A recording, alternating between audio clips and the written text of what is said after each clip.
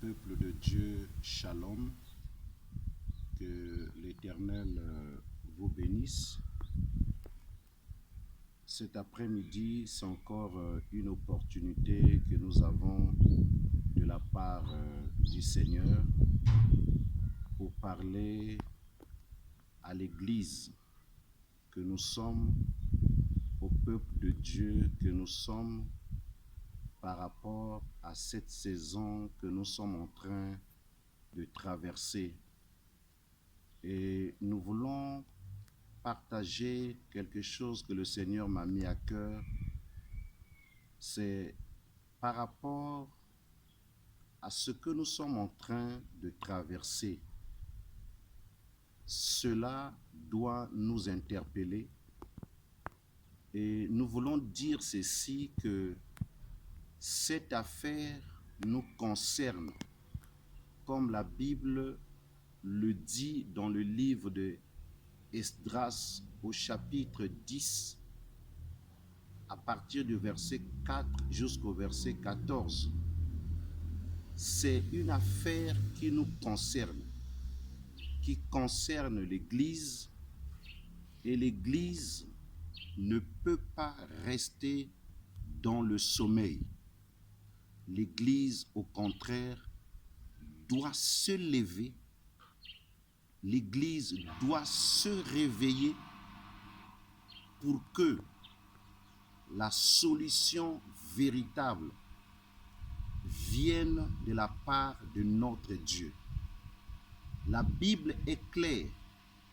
Il n'y a de salut en aucun autre nom. Aucun nom ne pourra donner la solution par rapport à ce virus. Aucun médicament, aucune nation, aucun royaume, aucun homme, aucun professeur, aucun médecin, la solution véritable pour éradiquer ce virus vient du Seigneur Jésus-Christ. La Bible déclare dans le livre de Jean au chapitre 3, le verset 14 au verset 16, il dit: de la même manière que Moïse éleva un serpent de rein dans le désert, il faut que le Fils de l'homme soit élevé.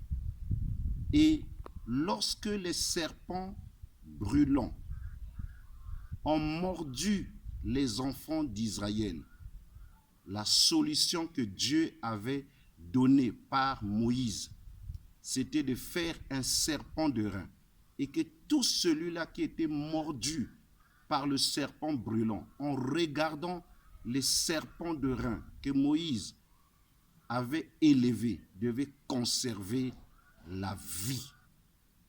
La vie est en Jésus. La guérison est en Jésus. La libération est en Jésus. Je voulais dire ceci.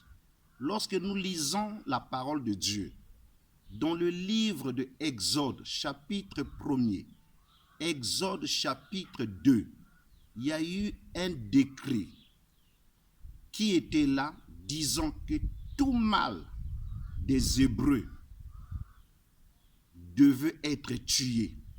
Lorsque les femmes hébreux devaient accoucher, si c'était un mâle, on devait tuer, et si c'était une fille, on devait la laisser en vie.